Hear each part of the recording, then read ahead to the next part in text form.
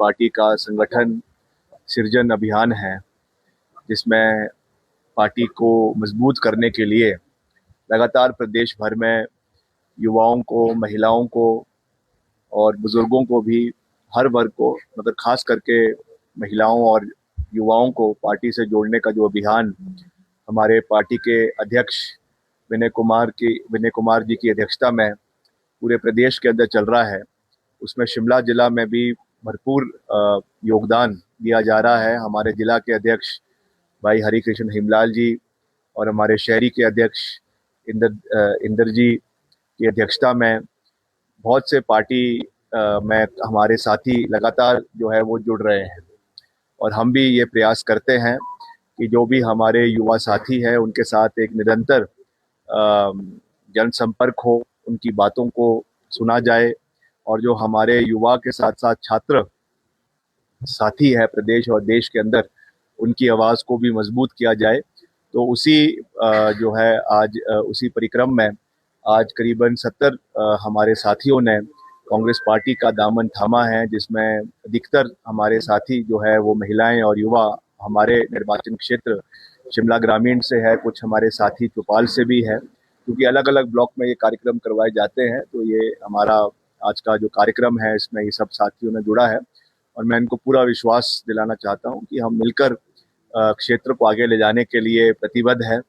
शिमला ग्रामीण जो मेरा अपना निर्वाचन क्षेत्र है, वहाँ पे ऐतिहासिक विकास कार्य हो रहे हैं। करीबन 600 करोड़ के विकास कार्य आज की डेट में वहाँ पे चले हुए हैं, जिसमें बहुत बड़े बड़े प्रोजेक्ट्स चले हुए हैं। अभी आपने देखा कुछ दिन पहले ही मैं जो हमारा एक युवाओं के लिए हम एक बहुत बड़ा इंडोर स्टेडियम बना रहे हैं, जिसका काम अभी थोड़े समय के लिए रुक गया था। उसमें अभी हाल ही में हमने 10 करोड़ रुपए की स्वीकृति और बजट का प्रावधान किया है, जिसमें नशे से युवाओं को दूर रखने के लिए indoor boxing, indoor shooting range, करीबन 60 लेन्स की शूटिंग रेंज, जो अंतर्राष्ट्रीय स्तर की शूटिंग रेंज वहाँ पे बन रही है। उसके साथ साथ हमारा बॉक्सिंग, वॉलीबॉल, बैडमिंटन, ये सब चीज़ें वहाँ पे उपलब्ध होगी, and it will be one of the best sporting infrastructure in Shimla district. जो हमारा शिमला शहर का इंदिरा गांधी खेल परिसर है, उससे 2 गुना बड़ा जो है वो इंडोर स्टेडियम कटास्की में बन रहा है।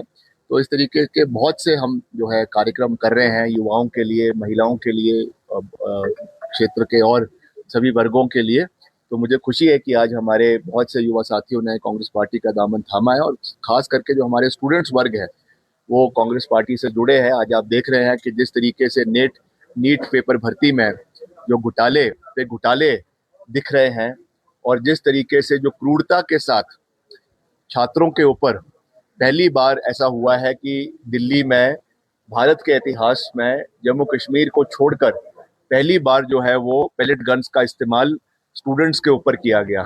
उसमें कितने लोगों की आंखों पे वो लगा, कितने के बॉडी पे उसका जख्म आज भी हमको न्यूज़ के माध्यम से, सोशल मीडिया के माध्यम से देखने को मिले, जिसकी पुष्टि जो है एम्स के डॉक्टर्स ने भी करी है। राहुल गांधी जी ने इस विषय को बहुत गंभीरता से उठाया है।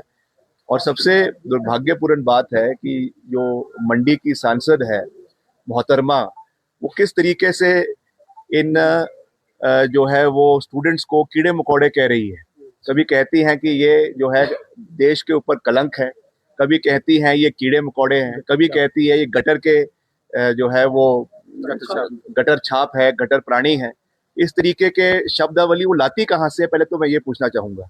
क्या उनको कोई स्पेशल व्हाट्सएप यूनिवर्सिटी से कोई शिक्षा प्राप्त होती है जहाँ पे इस तरीके के जो है पर्यायवाची शब्द का वो प्रयोग करती है, जो शब्द हमें ख्याल में भी नहीं आते, वो उसका इस्तेमाल देश के युवाओं के लिए कर रही है। इससे ज्यादा दुर्भाग्यपूर्ण बात और क्या हो सकती है। वो एक चुनी हुई प्रतिनिधि है, वो अपने क्षेत्र की बात करे। मंडी संसदीय क्षेत्र में कितना पैसा वो लेकर आई, कितना पैसा उन्होंने दिया, कितनी बार वो वहां के लोगों के साथ खड़ी रही, उसके बारे में बात करनी चाहिए। इतना जो है वो जहर देश के युवाओं के बारे में उगलना, इससे बड़ा दुर्भाग्यपूर्ण बात और कोई नहीं हो सकता है।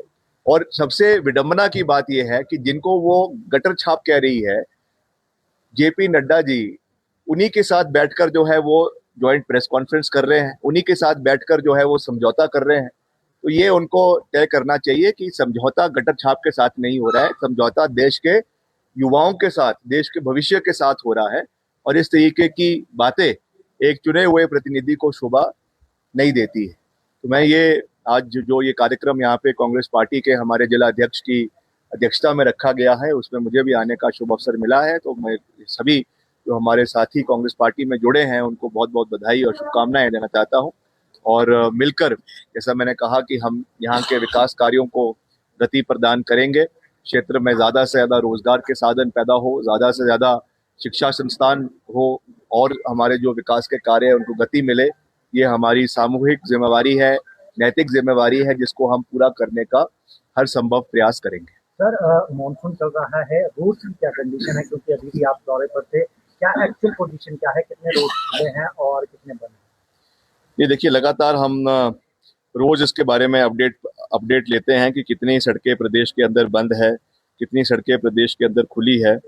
अगर हम जो है आज की बात करें तो करीबन करीबन जो है 120 सड़कें, 211 सड़कें प्रदेश के अंदर जो है वो बंद हुई और उसमें से 121 सड़कें जो हैं वो आज शाम तक खोल दी जाएगी और अगले 37 सड़कें जो हैं वो कल तक खोल दी जाएगी। और उसमें हमारी मशीनें जो है वो डिप्लॉयड है, करीबन 560 मशीनरी, जिसमें हमारी 72 आपकी टिपर है, आपके 18 डोजर्स है, रोबोज है और हायर्ड मशीनरी भी है, जेसीबी, जिसमें हमारी डिपार्टमेंट की 119 है और हायर्ड जो है वो जेसीबी 270 जेसीबीज हमने हायर करी हुई है। तो कुल मिला के 560 के करीब मशीनरी लगी हुई है। अभी मैंने कल भी एक इंस्टेंस देखा जहाँ पे कुछ हमारे बागवानों ने पद्दर क्षेत्र में मंडी में जो है वो गुस्से में आकर कुछ सब्जियां जो है वो कई नाले में फेंक दी।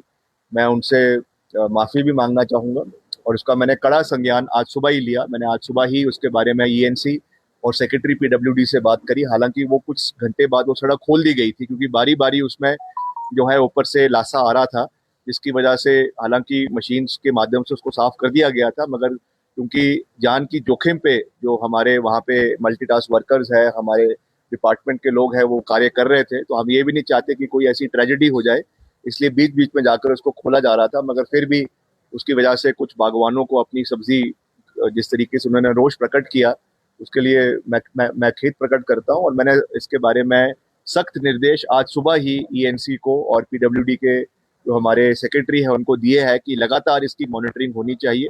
मगर ये भी एक सच है कि इतना मशीन्स डिप्लॉय करने के बाद भी लगातार कई जगहों पे लाशें आते हैं, लगातार कई जगहों पे लैंडस्लाइड होती है, तो ना चाहते हुए भी सड़कें बंद हो जाती हैं। तो उनको हम थोड़े समय के लिए बंद करने के बाद, उनको बंद होने के बाद उनको खोलने का प्रयास किया जा रहा है। जैसे मैं कह रहा हूँ, लगातार हमने जो हमारा ऑनलाइन डैशबोर्ड है उसमें पूरे प्रदेश की रिपोर्ट्स हमको उसमें आ रही है और कहाँ पर सड़कों को बंद है, कैसे उनको खोलना है, उसके लिए हमने उनको डेडलाइन दी हुई है कि 24 घंटे के अंदर अंदर हर हाल में सड़क मार्ग जो है वो खुलना चाहिए। किसी भी बागवान का, किसान का कोई सब्जी है, फल आदि है, वो सड़ना नहीं चाहिए, खराब नहीं होना चाहिए, ये हमारी प्राथमिकता है। मगर जैसा मैंने कहा कि कभी कभी खराब मौसम की वजह से जो है या बहुत ऐसी कोई प्रॉब्लम हो जाए उसकी वजह से थोड़ी सी समस्या आ जाती है, मगर उस पर हम निरंतर काम करने का प्रयास कर रहे हैं। Thank you.